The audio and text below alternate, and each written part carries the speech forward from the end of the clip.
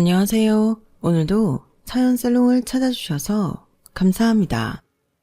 저는 지금 자상한 남편과 누구보다 저를 먼저 생각하는 아들, 딸, 이렇게 네 식구 평온 속에서 가정을 꾸려가고 있는 60대 여자입니다. 오래전부터 사람이 덕을 쌓으면 그게 언제가 됐든 복을 받고 악행을 저지르면 벌을 받는다는 말이 있죠.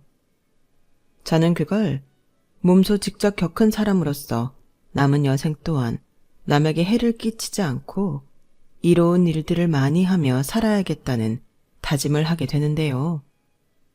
놀랍고도 눈물나게 아름다운 제 이야기를 한번 들어주시겠어요? 저는 어릴 때 아빠와 엄마 이렇게 단촐하지만 사랑을 듬뿍 받으며 살고 있었어요. 부모님은 두 분 다 지혜롭고 현명하신 분이었죠. 하지만 저희 가족은 경제적으로 넉넉하지는 못했어요. 아빠가 믿었던 지인에게 사기를 당해 가진 게 전혀 없었거든요. 더 작은 집으로 이사를 몇 번이나 다녀야 했지만 그래도 저희 식구들은 한데 모여 더 힘을 내서 살아가자고 다짐하고는 했어요. 책임감이 강했던 아빠는 본인의 실수를 만회하고자 불러주는 곳이 있다면 밤낮 없이 공사장으로 달려가 몸을 사리지 않고 일을 하셨어요. 그렇게 다시 재기를 원하셨던 아빠는 한순간 공사장에서 불의의 추락사고로 영영 저희 곁을 떠나고 말았어요. 어려운 상황이었지만 서로에게 의지가 되어주었던 우리 가족은 이제 엄마와 저 둘만 남게 되었죠. 너무 애통하고 슬펐어요. 그때 처음으로 소중한 사람을 잃는 아픔을 알게 되었어요. 힘들지만 제가 무너질 수는 없었죠. 저보다 더 힘들어하실 엄마를 생각하니 저라도 기운을 내야 했어요. 엄마 역시 저를 위해 힘을 내겠다고 하셨어요. 제가 중학생이 되던 해 그렇게 저희는 더 단촐한 식구가 되어버렸어요. 당장 저희가 살아나가는 것이 문제였어요. 엄마는 당신이 하실 수 있는 모든 일을 알아보셨어요. 오전부터 오후까지는 한 가정집에서 파출부로 일하고 저녁에는 식당에서 또 일을 하셨어요. 저는 그런 엄마에게 너무 미안해 학교를 그만두고 저도 생활전선에 뛰어들겠다 했지만 역시 큰 반대에 부딪혔죠. 진주야, 네가 만약에 학교 공부도 다 때려치우고 엄마 돕겠다고 일을 하면 하늘에서 아빠가 우릴 보고 얼마나 슬프겠어. 안 그래? 네 마음은 알겠는데 이건 부모인 엄마의 몫인 거야. 너는 그저 학교 잘 다니고 공부 열심히만 해. 그게 네 몫인 거야. 엄마의 희생 덕분에 저는 계속 학교를 다녔고 누구보다 더 열심히 공부를 했어요. 그렇게 우리 모녀는 서로를 위해 더 열심히 살았죠. 누구보다 고단했을 엄마지만 제 앞에서는 단 한 번도 힘든 내색을 하지 않으셨어요. 항상 웃으시면서 오히려 제게 힘든 일은 없는지 물어오셨죠. 진주야, 오늘 엄마 일하는 집 사모님이 선물로 돼지고기가 많이 들어왔다고 우리도 가져가서 먹으라고 주셨어. 엄마가 맛있게 구워줄게. 다행히 엄마가 일하는 집이나 식당 사장님 모두 너무 친절하고 너그러운 분이셨어요. 그래서 그나마 엄마는 조금 편한 마음으로 일을 하셨고요. 당시 저희 모녀는 골목길 끝에 있는 작은 단칸방을 하나 얻어 살고 있었어요. 어느 날 보니 애때 보이는 젊은 여자가 포대기에 폭 쌓여 얼굴도 보이지 않는 아기를 꼭 껴안고 바로 옆방에 들어왔더군요. 처음에는 누가 이사 왔는지도 몰랐다가 아기 울음소리에 알게 된 거죠. 여자는 항상 긴장된 얼굴로 아기를 안고 다녔어요. 안녕하세요. 옆방에 새로 오셨어요? 네? 네. 아기가 아주 어린가 봐요? 네. 2달 정도 됐어요. 서글서글한 엄마의 인사에도 경계심 많은 눈빛으로 대하던 여자였죠. 진주야, 옆방에 새댁 아마 무슨 사연이 있는 것 같아. 애 아빠도 안 보이고 어려 보이는데 혼자 아기를 데리고 이런 데까지 와서 사는 거 보면. 그러게? 혼자 키우시는 건가? 다른 가족도 없어 보이던데. 그러다 눈인사만 하던 옆방 여자와 크게 가까워진 일이 있었어요. 엄마가 기분 좋게 검은 봉다리를 들고 퇴근한 날이었어요. 엄마, 이게 뭐야? 식당 사장님이 가져가서 진주 너랑 먹으라고 주셨어. 엄마가 얼른 이 소고기 넣고 미역국 맛있게 끓여줄게. 평소에 구경도 할 수 없었던 소고기에 저는 군침부터 흘렸어요. 엄마가 해준 미역국은 정말 맛있었어요. 간만에 따뜻한 밥에 미역국까지 단숨에 해치워버렸죠. 진짜 너무너무 맛있다, 엄마. 많이 먹어. 엄마가 이렇게 맛있는 거 자주 해줘야 하는데 미안해. 아니야. 자주 안 먹으니까 이렇게 맛있는 거야. 말도 예쁘게 하는 내 딸. 참, 혹시 옆방 새댁 오늘 봤니? 아기가 조용하네. 오늘 하루 종일 방에만 계시는지 못 봤어. 그러고 보니 아기 울음도 잘 안 들리고. 다른 데로 이사 간 거 아니야? 뭔가 불안한데? 엄마가 가봐야겠다. 잠시 후 엄마가 놀란 듯 저를 부르는 소리가 들렸어요. 진주야! 진주야! 빨리! 왜 그래, 엄마? 놀라서 달려간 여자의 방에 엄마는 쓰러져 있는 여자를 흔들고 있고 아기는 들릴 듯 말 듯 기운 없는 소리로 울고 있더군요. 새댁 일어나봐. 왜 이렇게 쓰러져 있는 거야? 어? 새댁, 진주야, 아기. 저는 엄마의 말대로 아기를 번쩍 안았고 처음 보는 작고 예쁜 생명체가 힘겨운 듯 포대기 안에서 낑낑대고 있더군요. 빨리 병원부터 가야겠다. 응급실에 여자와 아기를 데리고 허겁지겁 도착한 저희는 보이는 사람마다 붙잡고 말했어요. 여기 엄마랑 아기 좀 살려주세요. 제발 살려주세요. 의사의 진찰이 끝날 때까지 저희는 의자에 앉아 한참을 기다렸어요. 저기 보호자분, 영양실조가 아주 심했네요. 아기는 뭘 좀 먹긴 한 것 같은데 그래도 영양이 아주 좋지는 않아요. 엄마분은 뭐 말할 것도 없고요. 이 정도면 최소 열흘 이상은 굶은 것 같은데. 네? 영양실조요? 그럼 둘 다 생명에는 지장 없는 건가요? 네, 다행히 생명이 위독하지는 않습니다.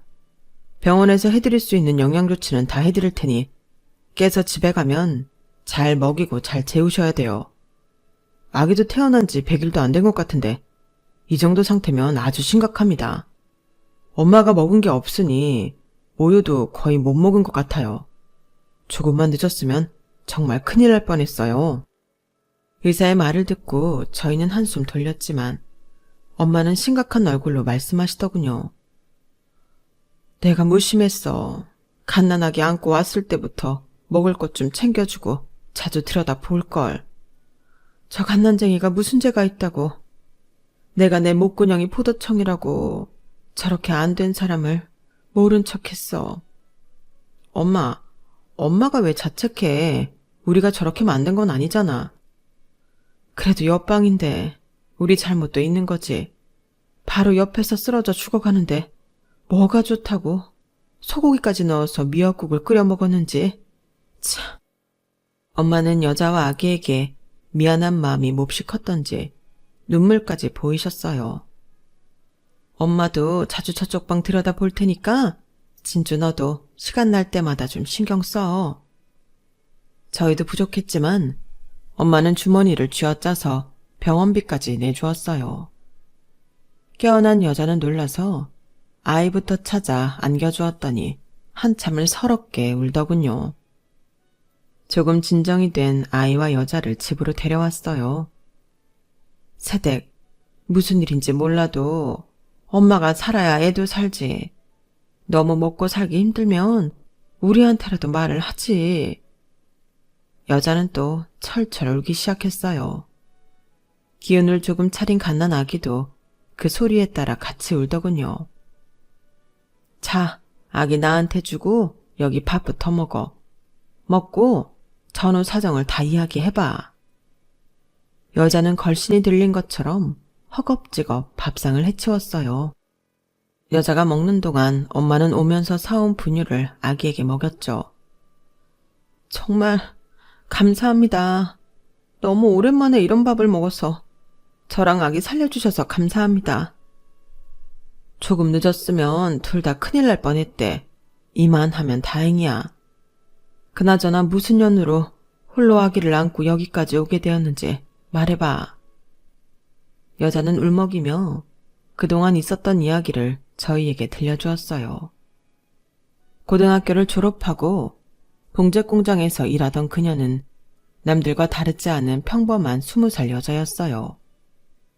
유독 오밀조밀 예쁜 얼굴이었던 그녀는 봉제 공장을 감독하던 실장에게 안타깝게도 나쁜 일을 당했고 바로 임신을 하게 되었던 거예요. 그 사실을 알고 집에서는 그녀를 감싸주기는커녕 천박하고 더러운 일을 당해 동네 창피하다며 내쫓았대요. 애 아빠인 실장이랑 인간도 알고 보니 사실은 유부남이어서 자신이 한 일을 완강히 부인했고 오히려 유부남을 꼬신 나쁜 년으로 몰아 공장도 다닐 수 없게 만들었죠. 어린 그녀는 자신이 왜 그런 처지가 되었는지 죽으려고도 했는데 차마 그러지 못했대요. 결국 불러온 배를 쥐어잡고 같이 일하던 공장 언니에게 사정사정을 해 그 집에서 아이를 낳았다고 하더군요. 하지만 그 언니도 사정이 여의치 못했어요. 아이가 5인데 남편이 사고로 죽어서 온 가족을 혼자 먹여 살리고 있었거든요. 저도 그 상황을 알기에 더 이상 거기에 있을 수는 없었어요. 아이 낳고 2주 만에 그 집을 나왔어요. 제가 나올 때 언니가 돈을 아주 조금 쥐어줬는데 아기 분유 한 통 사고 이방 한 칸 얻을 정도 되더군요. 젖을 쥐어짜서 나오는 몇 방울로 아이를 먹이고 분유도 아껴 먹였어요. 그럼 새댁은 애만 먹이고 아무것도 안 먹은 거야? 제가 뭐 먹을 자격이 있나요? 엄마가 먹고 살아야 애한테 먹을 것을 주지. 그럼 그 집에서 나올 때 가져온 분유 한 통으로 여태까지 버틴 거야? 네. 그러다 갑자기 일어났는데 어떻게 쓰러졌는지 기억이 나지 않아요. 어쩜 이렇게 무모할까? 그럼 우리한테라도 도움을 진작 청하지. 저랑 딸은 모두한테 버림받았잖아요. 제 가족들한테도, 심지어 아빠라는 사람한테도. 사람이 너무 무서웠어요. 여자든 남자든 상관없이 사람 자체가 너무 두렵고 무서워졌어요. 그래도 애는 살아야지. 이러면 쓰나. 여자는 서러운 듯 통곡을 시작했고 엄마는 그런 그녀를 꼭 안아주었어요. 이제 내가 알았으니 괜찮아. 나도 정말 세상에 모진 풍파 겪고 살았다고 했는데 어린 나이에 여기도 뭐 만만치 않구만. 이제 아기 생각해서라도 못된 생각하지 말고 잘 먹고 잘 살아야지. 어? 그녀의 이름은 정윤영. 고작 21살로 저보다 6살 많은 언니였죠. 아직 아이 출생신고도 하지 못한 윤영 언니는 저희의 도움으로 무사히 출생신고까지 마칠 수 있었어요. 정나나, 이름 너무 예쁘다. 나나야, 이제 너도 대한민국 사람이야. 그 후 많은 변화가 있었어요. 우선 돈이 문제였죠. 엄마는 집에 아이를 놓고 언니가 일을 나갈 수 없으니 데려가서 해도 무방한 곳을 알아봐 주었어요. 동네 작은 시장 안에 떡집 하나가 있었는데 엄마와 약간 친분이 있는 곳이었죠. 윤영 언니의 사정을 들은 사장님은 흔쾌히 언니가 와서 일할 수 있게 해주셨어요. 윤영아, 진주 엄마한테 얘기 다 들었다. 어린 나이에 나쁜 짓 당한 것도 모자라서 모든 사람들한테 외면당한 채 혼자 애 낳고 여기까지 오느라 얼마나 힘들었니? 매일 가게에 아기 데리고 와서 애 보면서 일해. 바쁘면 옆 떡볶이집이고 과일 가게고 애 잠깐 맡겨도 돼. 우리 다 같이 여기서 20년 넘게 장사한 사람들이야. 시장 사람들이 보기와는 다르게 정이 엄청 많아. 오히려 아기 예뻐서 서로 데려가서 보겠다고 난릴 거다. 감사합니다. 정말 너무 감사합니다.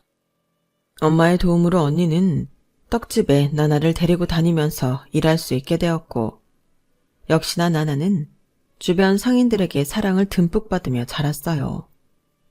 엄마와 저는 집에 먹을 것만 있다 하면 언니를 불러 항상 같이 먹었고, 그건 언니도 마찬가지였죠. 진주야, 이거 받아. 언니, 이게 뭐예요? 복숭아. 집에 엄마 오시면 이따 같이 먹어. 복숭아 엄청 귀한 건데?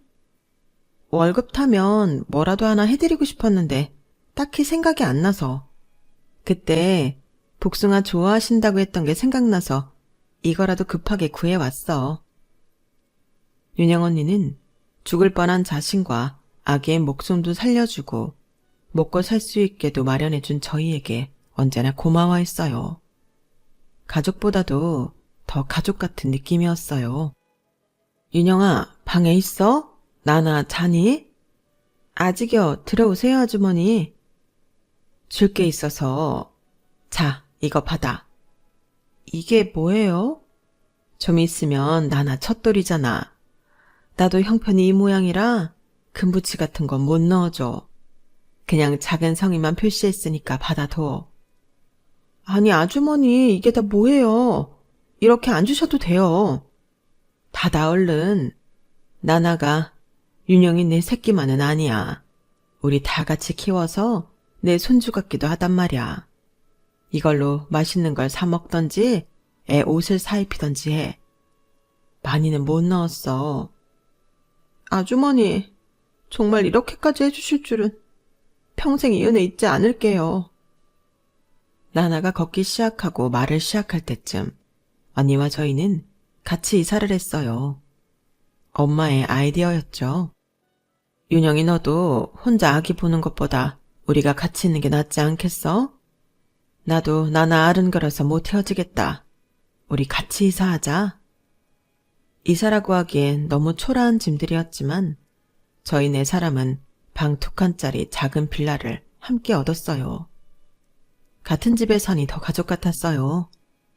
나나는 엄마 저를 가리키며 이모라고 하고 엄마를 향해서는 안 되는 발음으로 할미, 할미라고 부르며 온갖 귀여움을 독차지했죠. 그렇게 언니의 어두운 얼굴에도 점점 미소가 번지기 시작했어요. 그렇게 몇 년의 세월이 흘렀고 가난하지만 행복할 줄 알았던 저희 네 사람의 시간도 끝을 향해 가고 있었어요. 진주야, 혹시 우리 나나 봤어? 나나? 나 학교 갔다 온 뒤로 계속 못 봤는데? 언니가 데리고 나간 거 아니었어? 내가 데리고 나간 거 맞아. 나나랑 놀이터 갔다가 목마르다고 해서 물 얼른 가져다 주려고 왔다. 다시 갔는데 애가 안 보여. 도대체 어디 간 거지? 혹시 집에 돌아왔나 싶어서 지금 막 뛰어왔는데 집에도 없어. 뭐? 나가서 다시 찾아보자, 언니. 저 언니는 목이 터져라 나나의 이름을 부르며 골목 사이사이를 쥐잡듯이 쑤시고 다녔어요. 1시간이 지나도 보이지 않자 식당에 있는 엄마에게도 알리고 경찰에 가서 실종 신고도 했어요. 언니는 거의 반 미친 사람처럼 울부짖었어요. 우리 나나야, 어딜 간 거야? 우리 나나 좀 찾아주세요, 제발.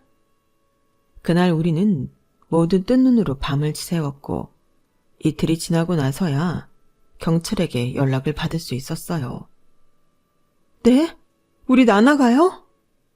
저희는 신발도 못 신고 경찰서로 뛰어갔고 그곳에서 꼬질꼬질한 채로 울고 있는 나나를 보게 되었어요. 나나야, 엄마야. 엄마. 나나, 괜찮아? 다친 데는 없어? 어디 봐봐. 우리 나나, 엄마 좀 봐봐. 경찰이 해준 말에 우리는 아연실색하고 말았어요. 아무래도 저 윗동네에 있는 50대 남자가 아이를 데려갔던 것 같습니다. 네? 뭐라고요? 그 사람 지금 어디 있어요? 만나게 해주세요. 지금 다른 경찰이랑 있습니다. 도대체 왜 그 인간 우리 나나를 그렇게 함부로 데려간 거예요? 내가 가서 죽여버릴 거야. 진정하세요. 그 남자가 평소에 정신질환을 앓고 있는데 아무래도 충동적으로 데려갔다가 아이가 너무 울고 하니까 감당이 안 된 모양이에요. 경찰서로 오히려 본인이 아이를 데리고 왔더군요. 지금 진술하는데도 횡설수설하고 있어 아주 어려움이 많습니다. 정신질환이요? 정신이 아프면 병원에 가서 치료를 받을 것이지. 언니, 진정해. 그 남자를 어떻게 할지는 좀 나중에 생각하고 우선 나나 겁먹었잖아. 나나 얼른 안아줘. 나나야, 엄마가 미안해. 무서웠지? 정말 미안해. 언니는 겁먹은 나나를 품에 안고 한참을 울었어요. 우린 나나를 데리고 집에 돌아왔지만 모두 놀란 가슴을 좀처럼 진정시킬 수가 없었죠. 그냥 길을 잃은 것도 아니고 정신질환자에게. 하긴 저희 동네가 다른 지역보다 집값이 워낙 저렴해 사는 사람이 많기로 유명했어요. 아무래도 사람이 많고 그 중에도 소득이 낮은 집단이 대부분이다 보니 범죄 발생 확률이 높기는 했었죠. 우리 동네에 하루 걸러 꼭 한 번씩은 각종 발생하는 범죄 소식이 들려왔었거든요. 불안한 사람들이 언제나 조심하는 수밖에 없었어요. 그런데 이런 끔찍한 일이 우리에게도 일어나다니 모두에게 충격으로 다가온 이 일 때문에 우리는 또 한 번 삶의 큰 변화를 겪게 되었어요.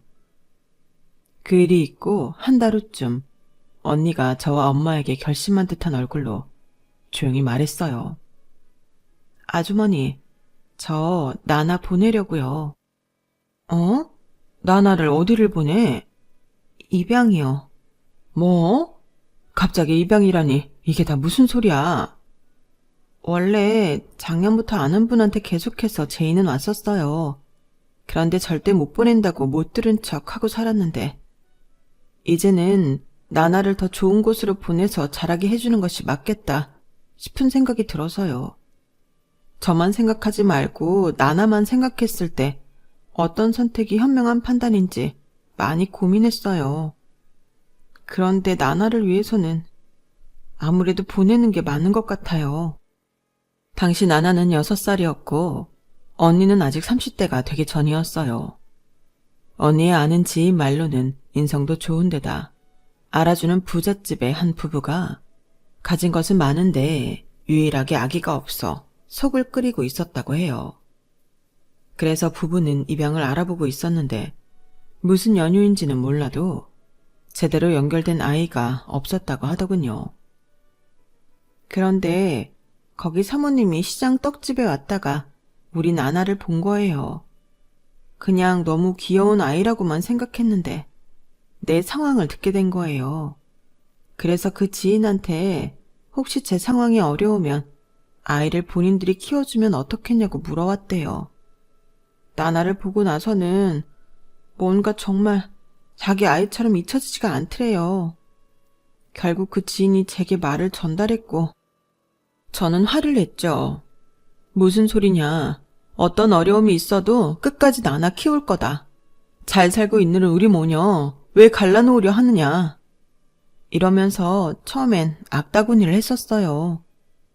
그런데 지난번 사건은 그 후 계속 그 부부 얘기가 머릿속에 맴도는 거예요.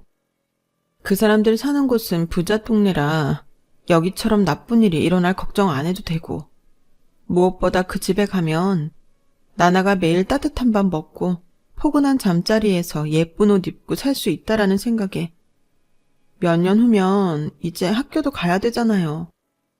여기서 아무리 제가 몸이 부서져라 일을 해서 돈을 번다 해도 애가 뭘 하고 싶다고 했을 때 제가 다 들어줄 수 있는 상황은 오지 않겠더라고요. 비록 원치 않은 상황에서 나나를 임신한 거고 낳게 되었지만 제가 그 아이의 엄마여서 얼마나 행복했는지 영원히 제 곁에 두고 싶지만 제가 해줄 수 있는 게 많지 않더라고요. 거기 가면 누리고 살 수 있으니까 슬프지만 보내주는 게 맞지 싶어서요. 윤영이 넌 나나 보내고 살 수 있을 것 같아? 멀쩡히 살 것 같냐고. 지금도 이렇게 힘들어하면서. 제 이기심이 아이의 밝은 미래를 막는 건 원치 않아요. 누구보다 특별한 아이니까요. 처음 본 그 사모님도 자기 딸처럼 착각할 만큼요. 참 어려운 일이다. 나도 같은 애미 입장에서 어떻게 자식을 다른 사람 손에 보내냐 하고 싶지만 네 사정을 알고 네가 나나를 생각하는 마음도 충분히 알겠으니 정말 뭐라고 말해줘야 할지 모르겠어. 그래도 나나는 부유하고 원하는 것 다 해주는 가짜 부모보다 뱃속에서부터 심장소리 가까이 느끼면서 낳아준 너랑 더 있고 싶어 하는 건 아닐까? 저도 뭐가 맞는 건지 모르겠어요, 아주머니. 다시 잘 생각해봐. 난 윤영이 네가 얼마만큼 나나를 사랑하는지 아니까. 애를 보내고 얼마나 힘들지 벌써부터 걱정된다. 조금 힘들어도 나나 그냥 데리고 있는 게 좋지 않을까 해. 엄마와 저의 만류에도 불구하고 언니는 나나를 보내기로 결정한 것 같았어요. 며칠 뒤 입양 뜻을 밝힌 부부와 언니의 지인까지 집에 와서 이것저것 살펴보고 했기 때문이죠. 결국 우리는 나나와 헤어지게 되었고 그날 우리 집은 하루 종일 울음바다가 되고 말았어요. 영문도 모르고 갑자기 다른 사람 손에 잡혀 징징거리는 나나. 그런 나나를 똑바로 보지도 못하고 뒤돌아 숨죽여 우는 윤영 언니. 그런 둘을 보고 먹먹한 가슴을 치며 눈물을 흘리던 엄마와 나. 우린 결국 그렇게 그 작고 예쁜 아이와 이별하고 말았어요. 나나를 보내고 언니는 꼬박 한 달을 알아 누워 있었어요. 마음과 몸이 다 무너져 언니 스스로 회복이 불가능해 보였죠. 저와 엄마는 그대로 언니를 보살폈어요. 항상 떡집에서 놀고 있는 나나를 봐온 주변 상인들도 끊임없이 안부를 묻고 먹을 것을 보내왔죠. 윤영 언니, 이거 좀 먹어봐. 과일가게 사장님이 삼계탕을 한 솥 끓여다 가져다 주셨어. 언니 이거 먹고 빨리 기운 내라고. 어떻게 감사 인사를 전해야 할지 모르겠네. 언니가 그냥 빨리 떨치고 일어나면 돼. 모두 걱정하고 있어. 그리고 언니 누워있는 동안 그 지인분도 다녀가셨어. 나나 다행히 잘 적응하고 있대. 먹는 것도 잘 먹고 잠도 잘 잔대. 너무 걱정하지 말라고 하시더라. 제 말이 끝나기 무섭게 언니는 다시 쓰러져 울기 시작했고 저도 같이 울고 말았죠. 그러던 어느 날 언니가 같이 저녁을 먹다 폭탄 발언을 했어요. 아주머니, 진주야, 저 다른 곳으로 떠날까 해요. 떠나다니? 그게 무슨 말이야? 여기에서는 계속 나나랑 같이 살았던 생각만 나서 자꾸 굳게 먹은 마음이 무너져요. 아주 멀리 떨어진 곳으로 가서 바쁘게 살아보려고요. 열심히 그 누구보다 보란듯이 잘 살아서 나중에 나나를 만나게 돼도 창피하지 않은 엄마 되려고요. 그래, 네 마음 충분히 이해해. 견디기 힘들겠지. 살아도 사는 게 아니겠지. 네 말대로 여기를 떠나서 뭘 어떻게 하든 사라진다면 그렇게 해. 나중에 나나 꼭 다시 만나야지. 윤영아, 지금 네 마음이 시키는 대로 하렴. 너무 죄송하고 또 감사합니다. 우리한테 그런 마음 들 게 뭐가 있어. 저와 나나 목숨도 살려주시고 돌봐주시고 이렇게 같이 집도 얻어주시고 정말 이 은혜 평생 못 잊을 거예요. 은혜라니 다 서로 돕고 사는 거지. 우리 모녀도 너랑 나나 있어서 힘든 일 조금이라도 잊고 살았어. 우리도 너희에게 많이 고마워. 어디 가서든 몸 건강하고 잘 지내야 해. 새로 활기차게 시작하는 거야. 정윤영. 언니 많이 보고 싶을 거야. 아프지 말고 잘 지내야 해. 정말 너한테도 너무 많이 고마워, 진주야. 우리 나나 잘 돌봐줘서 고마워. 얼마 후 언니와 저희도 아쉬운 이별을 하고 말았어요. 남남이었던 두 모녀가 한 가족이 되어 서로의 상처를 보듬어주며 산 지 7년이 다 되어 가더군요. 짧지 않은 시간이었죠. 그렇게 언니는 이름도 들어본 적 없는 곳으로 떠났고 다시 저와 엄마만 남게 되었어요. 당시 지금처럼 휴대폰이 있던 시절도 아니었기에 우리는 오가는 편지로 서로의 안부를 묻고는 했죠. 언니는 바다가 보이는 곳에서 지내고 있다고 했어요. 물이 맑고 깨끗해 제철 해산물이 풍부한 곳이라고 하더군요. 언니는 해산물을 손질하는 일을 주로 하는데 일손이 부족하면 배도 타고 바다로 나가 잡는 일도 거둔다고 했어요. 사람이 많고 할 일이 넘쳐 하루가 어떻게 가는지 몰라 편지가 좀 뜸해도 이해해달라고 했어요. 그렇게 저희는 2달에 한 번꼴로 서로의 편지를 주고받았어요. 언니의 편지가 도착할 때쯤에는 집 배원 아저씨만 기다리다 읽은 편지를 또 읽고 수십 번씩 읽고 답장을 썼어요. 하지만 또 한 번 절망스러운 일이 우리를 덮쳐왔어요. 누군가의 방화로 우리 집에 불이 나고 만 거예요. 집은 완전히 타버렸고 안에 몇 없는 가재도구들 역시 형체를 알아볼 수 없게 바스라져 있었어요. 진주야, 우리 열심히 살았는데 왜 또 이런 일이 우리에게 일어나는 걸까? 엄마는 너무 힘들어. 엄마, 괜찮아. 우리 다시 시작할 수 있어. 기운 내. 하지만 불이 나 그나마 갖고 있던 모든 재산을 다시 한번 잃게 된 엄마는 시름시름 앓다가 결국 영원히 일어나지 못하게 되었어요. 엄마의 장례를 앞두고 윤영 언니에게 너무 연락을 하고 싶었지만 집에 불이 나면서 모든 편지와 연락처가 다 타버려 아무 소식도 알릴 수가 없었어요. 그렇게 저는 막막하고 쓸쓸한 마음으로 고생만 했던 엄마의 가시는 길을 배웅해드렸어요. 공부를 계속하고 싶었던 저는 어쩔 수 없이 생활전선에 뛰어들어 돈을 벌러 다니기 시작했어요. 안 해본 일이 없을 정도였죠. 공장일부터 식당, 청소, 물건 파는 일까지 제가 할 수 있는 일은 마다하지 않고 다 했어요. 당시 저 역시 예전에 윤영 언니 마음처럼 뭐라도 하면서 바쁘게 살아 고되고 슬픈 현실을 잊고 지내고 싶었던 것 같았어요. 그렇게 작은 고시원에서 몇 년을 지내다 돈을 조금 모아 지하 단칸방을 거쳐 2층에 방이 2개 있는 집까지 옮겨갈 수 있게 되었어요. 그러기까지 딱 10년이 걸리더군요. 그 사이 지금의 남편을 만나 어줍잖은 연애라는 것도 해보고 몇 년 뒤 저희는 결혼을 하게 되었어요. 남편 역시 가진 것이 많은 사람은 아니었지만 누구보다 절 사랑해주고 아껴주는 남자였어요.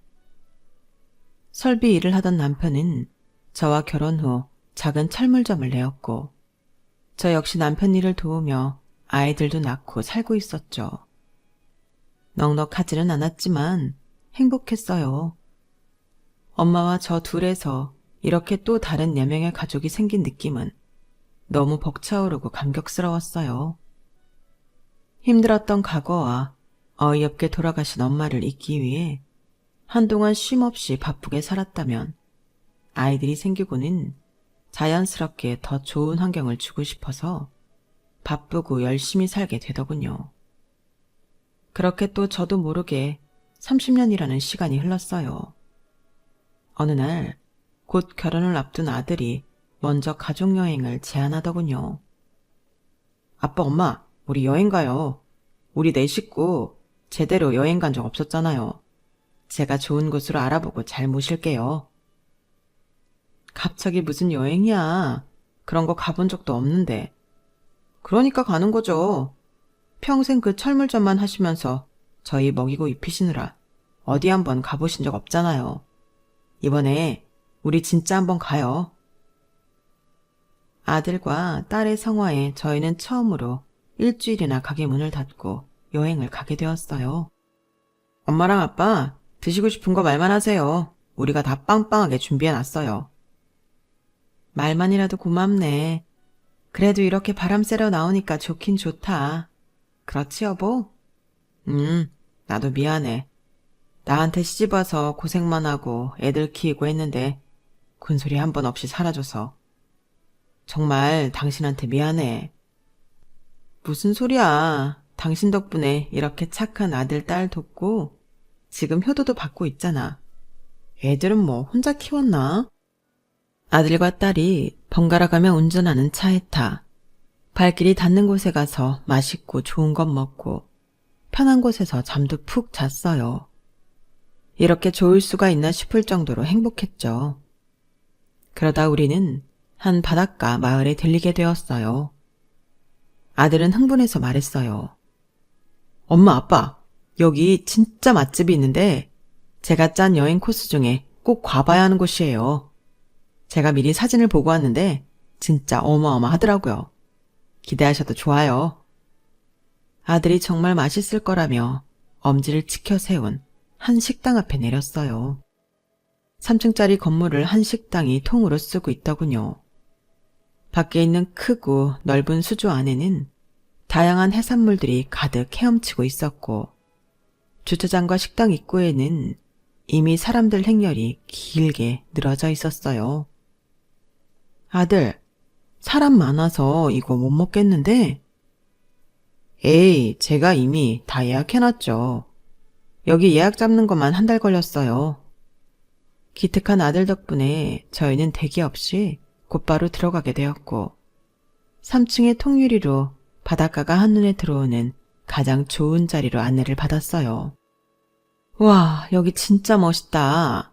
밥 안 먹고 여기서 바다 풍경만 봐도 배가 부른데? 진짜 최고야. 엄마, 이따가 음식 보면 더 깜짝 놀랄걸요? 제가 어떤 코스를 예약했는지 두고 보세요. 여기가 이번 여행의 하이라이트예요. 잠시 후 종업원들이 줄줄이 들고 나오는 요리들을 보고 저와 남편은 어안이 벙벙해졌어요. 세상에 이게 다 뭐야? 정말 처음 보고 처음 맛보는 요리네. 이거 엄청 비쌀 텐데? 우리 아들, 딸, 돈 진짜 많이 썼겠네. 아유, 미안해라. 두 분이 맛있게 잘 드셔주시면 그걸로 됐어요. 얼른 드세요. 그때였어요. 수수하게 차려입은 한 여자가 와인병 하나를 들고 저희 테이블 쪽으로 다가왔어요. 안녕하세요. 저희 식당을 찾아주셔서 감사합니다. 저희가 올해 10주년을 맞이해서 특 A 코스를 주문해 주는 분에 한해 이 고급 와인을 선물로 드리고 있습니다. 여기서 드셔도 되고 가져가셔서 드셔도 됩니다. 와, 이거 엄청 유명한 와인인데 이걸 서비스로 주신다고요? 네, 저희 식당을 찾아주신 여러분께 조금이나마 감사한 마음을 보답하고자 마련한 이벤트입니다. 부디 식사 맛있게 하시고 좋은 시간 보내고 가십시오. 그런데 정중하게 저희에게 인사를 하고 돌아가는 여자의 뒷모습이 매우 낯이 익어 보였어요. 목덜미에 100원짜리만한 점이 제 눈에 띄었죠. 저 목 뒤에 점 어디서 봤는데? 그러고 보니 얼굴도 좀 낯설지 않은 것 같고. 누구더라? 저기요! 저는 여자를 불러 세웠고 뒤돌아보는 순간 알 수 있었어요. 윤영 언니? 네, 누구시죠? 제 이름이 정윤영은 맞는데요. 저는 그 자리에 주저앉아 월칵 눈물부터 쏟았어요. 언니, 나야, 진주, 김진주. 김진주? 진주야! 제 이름을 말하니 언니도 금방 저를 알아보더군요. 40년 만에 재회였어요. 저희는 안부를 물을 생각도 못하고 그 넓은 식당에서 껴안고 펑펑 울기만 했어요. 그제야 알았죠. 언니도 나만큼 보고 싶었구나, 그리웠구나 하는 마음을요. 어떻게 된 거야? 언니가 왜 여기 있어? 너야말로 여기 어떻게 온 거야? 아주머니는 잘 계셔? 돌아가셨어. 언니 떠나고 몇 해 있다가. 뭐? 어쩌다가?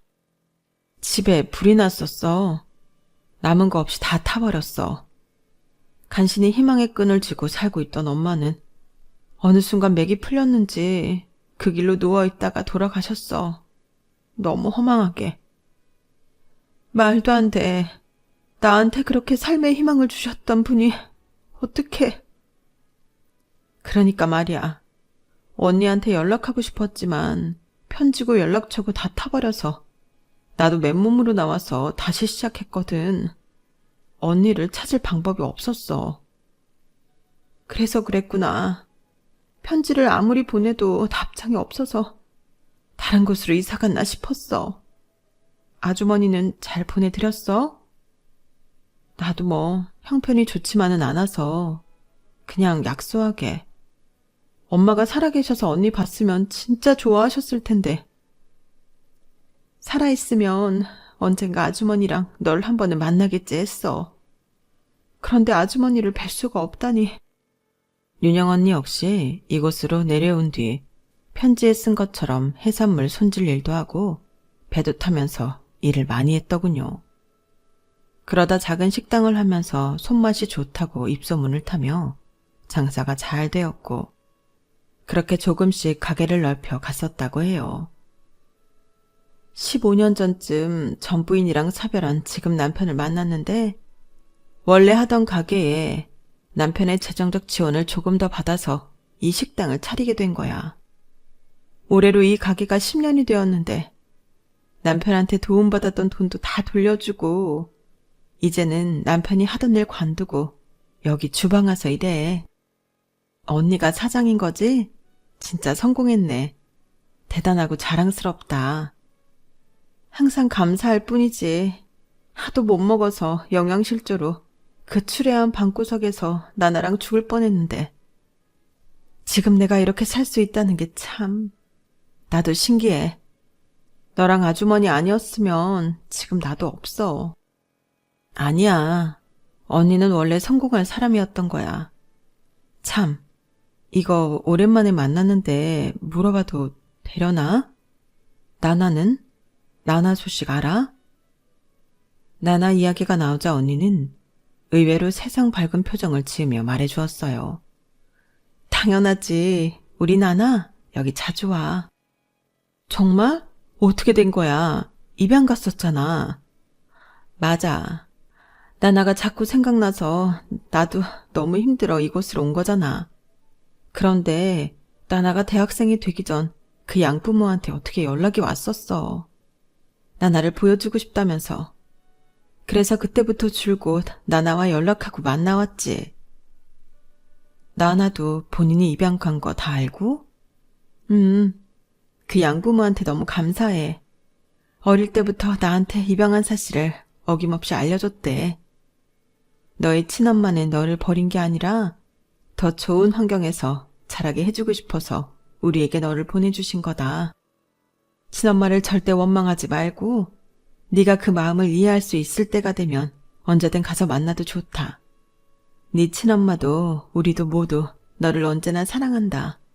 이렇게 알려줬대. 그런데 아무래도 얘 입장에서는 현실을 다 이해하기에는 역부족이었겠지. 그러다 고등학교를 졸업하고 나를 만나고 싶다고 했다는 거야. 양부모는 어렵게 날 찾아서 이 소식을 전해줬고 우리 모녀는 13년 만에 상봉했지. 그 뒤로 우리 모두 잘 지내. 그 양부모와도 나와 내 남편하고도 자주 여기도 내려오고. 정말이야? 세상에 그런 일이 다 있었구나. 정말 잘 됐다. 우리 나나도 벌써 시집가서 애도 낳았어. 시간 빠르지? 와, 하긴 언니. 우리가 60이 훨씬 넘었잖아. 진지야, 나는 곧 70이야. 오랜만에 만난 윤영 언니는 시간이 지나 나이도 들고 얼굴에 주름도 많아졌지만 왠지 평온하고 행복해 보였어요. 그런 언니를 보니 덩달아 저까지 행복해 눈물이 나더군요. 그리웠던 인연을 다시 만나면서 가족 여행의 마무리까지 너무 완벽한 순간이었어요. 그 후 저는 언니와 자주 연락하고 만나고 했어요. 저는 어릴 적 귀여운 얼굴을 아직 간직한 나나와 그 식구들도 만났고 언니를 데리고 엄마를 모신 곳에 찾아가기도 했죠. 언니는 늦게 찾아와 죄송하다며 한참을 울었어요. 윤영 언니는 40년 넘게 갚지 못한 빚이 너무나 많다며 지금 제게 뭐든 다 해주고 싶어 안달이에요. 덕분에 60 넘어 아주 즐겁고 재미있는 경험을 많이 하는 중이랍니다. 다음 주에는 언니와 호주에 가서 꽤 오래 크루즈 여행을 하기로 했어요. 엄마가 생전에 누리셨어야 하는 이 호강을 제가 다 혼자 받고 있는 것 같아 죄송한 마음이 드네요. 엄마도 지금 하늘나라에서 언니와 저를 보며 흐뭇해하고 계시겠죠? 제 이야기는 여기까지입니다. 들어주셔서 고맙습니다. 여러분의 일상도 행복으로 가득하시길 진심으로 바랍니다. 여러분, 사연 댓글에 응원과 현명한 조언 부탁드려요. 좋아요와 구독은 저에게 큰 힘이 됩니다. 오늘도 좋은 일 가득하세요.